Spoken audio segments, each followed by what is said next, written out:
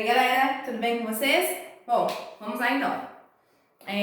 Hoje são 2 vídeos, tá? Um de aula e um corrigindo aquela atividade que eu mostrei pra vocês. Então quem me enviou, já anotei, já fiz os registros certinhos. Quem não conseguiu, teve algum problema, aproveita a correção agora, faz o exercício, envia, tá? Ou lá no Classroom, ou aqui pelo WhatsApp, é a melhor maneira pra vocês. Ou então deixa no caderno e quando voltar às aulas, aí a gente vê e olha tudo certinho. Ah, dona, não tem internet para mandar, não tenho como entrar lá. Tô vendo pelo celular do meu amigo. Pega a atividade, faz as atividades tudo aí. Quando voltar, a gente vê o que a gente vê todas essas atividades, tudo isso no caderno, tá bom?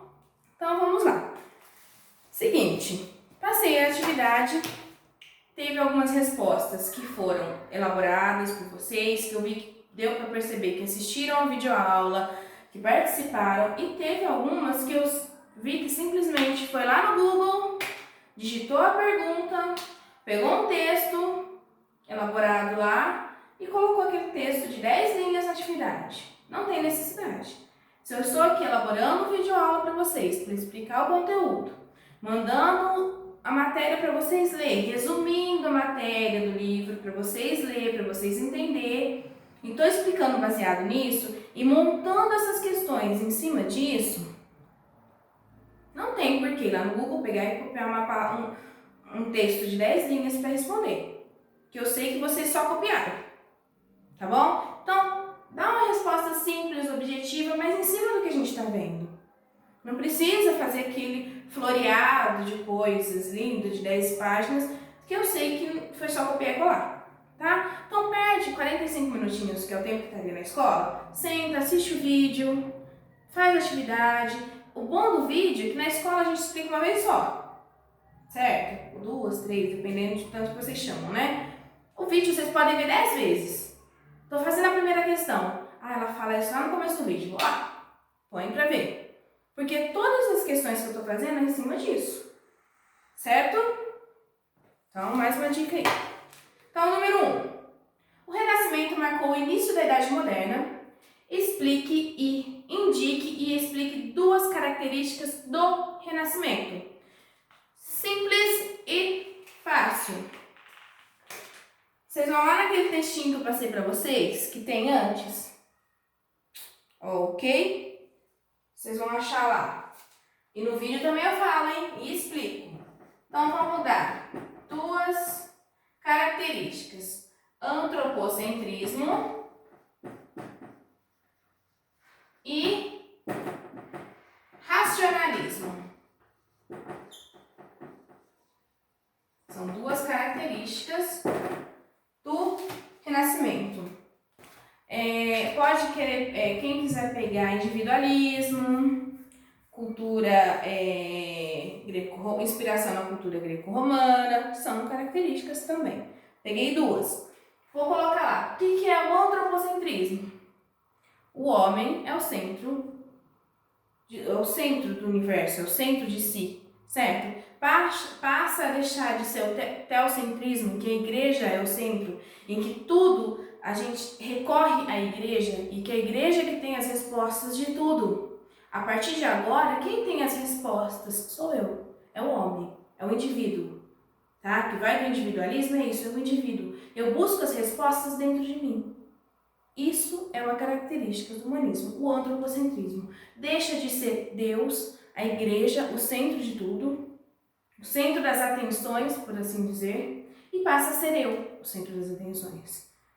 Tenho dúvidas, eu vou buscar em mim. Vou buscar o conhecimento para responder essas dúvidas. Não vou mais à igreja para que ela responda por mim.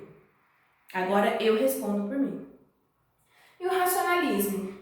Também vem na mesma ideia. Racionalismo, eu passo a valorizar a razão. Eu valorizo aquilo que eu vejo, que eu testo, que eu acredito, que eu faço experimentos. Então, aquilo que eu penso. Então, e o racionalismo é a busca pela razão. Certo? Simples. Não precisa ir lá fazer 30 linhas. Só isso. 2 exemplos e explicar o que é isso, o que ele significa. Tá bom?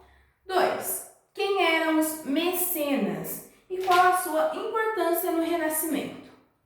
Então, mecenas eram ricos, burgueses e até mesmo papas, padres, o clero, que financiavam os artistas, os escritores, os cientistas nessa época, certo?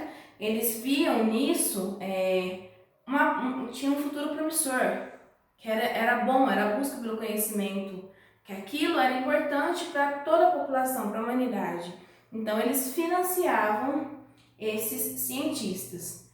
E a importância deles, se não fossem eles, como que muitas dessas descobertas, dessas pinturas, dessas esculturas, desses livros que a gente tem acesso hoje e que servem de inspiração para nós hoje, nos dias atuais, não existiriam.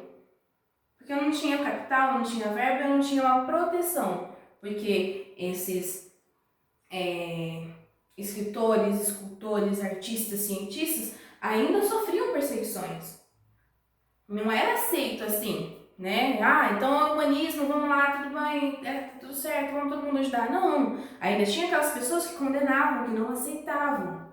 Então, esses mecenas, além de financiar, de patrocinar, eles também protegiam, tá? Os escultores, artistas, autores, cientistas nessa época, ok? Resumam do jeito de vocês. Eu adoro quando eu pego uma atividade e vocês vão em cima do que eu expliquei e colocam com a palavra de vocês, porque a gente sabe quando é cópia e quando é com palavra de aluno. O prazer do professor é pegar e ver ele falando com as suas próprias palavras aquilo que eu expliquei. Perfeito. Precisa fazer 10 linhas, 3 linhas, mas que aborda o que eu falei. Ganhei o ano. 3. Por que os renascentistas chamavam a Idade Média de Idade das Trevas? É correto chamarmos assim? Por quê? Então, vamos lá, Idade das Trevas. Eles chamavam porque eles consideravam que na Idade das Trevas era proibido o conhecimento. O conhecimento se restringia a quem? A igreja. A igreja, ela que escolhia os livros que poderiam ser publicados, os quadros que poderiam ser expostos, até mesmo pintados. Descobri que fulano está elaborando um quadro. O padre ia lá e se ele visse alguma coisa indecente que não fosse de acordo, era punido, era castigado, não podia. Na parte da medicina, eu não podia abrir um defunto para poder aprender. Era proibido. Considerava-se uma violação, era pecado. Então, o que eles falavam agora no Renascimento? Aquela época não teve cultura, não teve conhecimento, não teve inovação. É verdade isso? Por mais que a igreja controlasse, restringisse, teve sim. As pessoas estão sempre procurando melhorar o seu dia a dia. Então teve inovações técnicas para melhorar a produção, teve pinturas, mesmo que eram controladas pela igreja, mas eu tive mostras artísticas, eu tive pinturas, tinha quadros lá. Eu tinha livros, mesmo que era censurado pela igreja, mesmo que a igreja escolhia esses livros, mas eu tive produção de livros, certo? Então, por mais que foi restringido, mas teve. Então, não é correto chamarmos de Idade das Trevas, porque não estava ali na escuridão do conhecimento, tinha. O que não tinha era incentivo a buscar cada vez mais, mas tinha, certo? O que o humanismo pregava? Vamos lá? Aí lá na frente, tá falando o quê? Que ele pregava a valorização do indivíduo, valorização das ideias, a busca pelo conhecimento, certo? Então é isso que o humanismo pregava. Ele pregava a liberdade, a participação em tudo aquilo que estava sendo criado, o que acontecia, a busca por novas ideias, novos conhecimentos, nova tecnologia, a valorização do indivíduo por si, a valorização do homem, a valorização da razão, ok? É isso que ela pregava. Cite um escritor e sua obra e um cientista e sua descoberta que fizeram parte do movimento renascentista. Só ir lá, texto também, na aula do vídeo aula também eu tô falando. Vamos lá, um exemplo. Busca que eu amo de paixão. William Shakespeare e Romeu e Julieta. Todo mundo já ouviu falar, né? E um cientista, Nicolau Copérnico. Certo? Lá naquela página que eu passei para vocês, tem ela falando,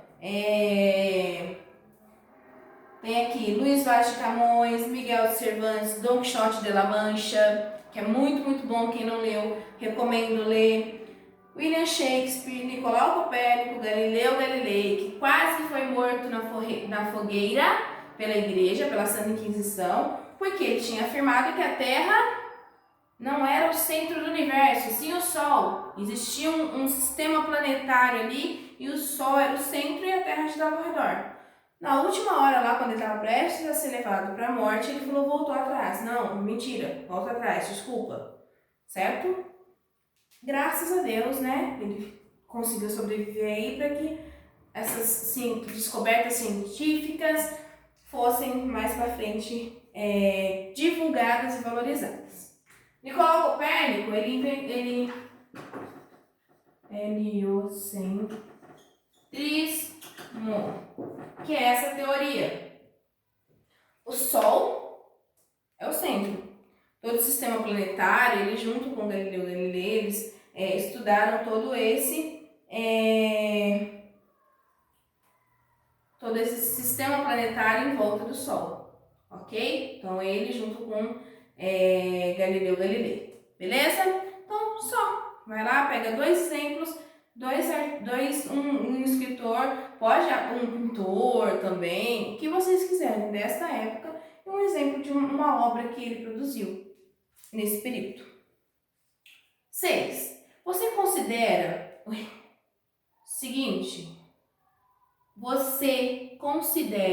Renascimento um acontecimento importante para a humanidade? Por quê? É resposta pessoal. Teve gente que foi no Google e pegou a resposta do Google. O humanismo é um acontecimento importante porque isso que eu estou perguntando a você. Isso que a gente estudou, esse vídeo que a gente viu, todas essas invenções, toda essa valorização do conhecimento, toda essa valorização do ser humano, da razão, você considerou isso importante? Se sim, por quê? Se não, por que também? Certo? Então é resposta pessoal. Teve gente lá que foi lá buscar o meu, né? Quando eu tô perguntando sua opinião sobre essa aula, sobre isso que a gente viu, é importante a busca pelo conhecimento? É importante a valorização?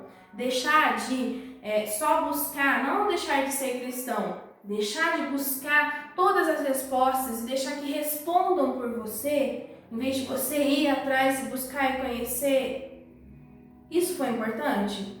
Sim ou não? E por quê? Tá bom? Então agora a gente vai um pouquinho mais adiante, continuar nossa matéria, porque todas essas questões, essa busca do homem agora pelo conhecimento vai começar a fazer ele questionar a igreja. Todos aqueles métodos da igreja, toda essa pressão que a igreja colocava de ser o único canal entre Deus e o homem, todas as regras e leis que a igreja impunha aos homens, o homem começa a questionar isso também. Por que isso? Por que daquilo? Por que não pode isso e pode aquilo? Aí que vai surgir a reforma protestante e em seguida a contra-reforma, que a igreja católica revidando, né? Indo, combatendo essa reforma protestante para segurar os seus fiéis. Tá bom? Então corrijam as atividades. Na volta às aulas eu vou olhar, hein? Se Deus quiser vai ser logo logo. E a gente vai para a próxima aula e eu já vou postar atividade para vocês também. Tá bom? Beijo!